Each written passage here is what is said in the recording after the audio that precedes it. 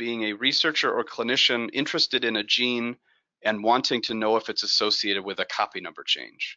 So I'll perform the gene-based search.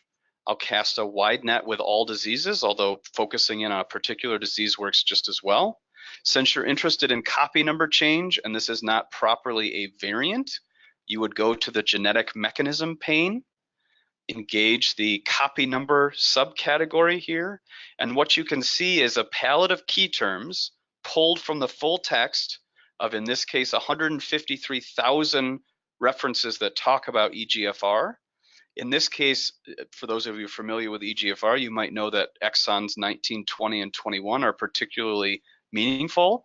If you want to see any of the sentences from any of the papers that talk about EGFR and any one of those exons, as well as in the context of, say, deletions, you would engage those key terms and perform your search by submitting with those chosen filters.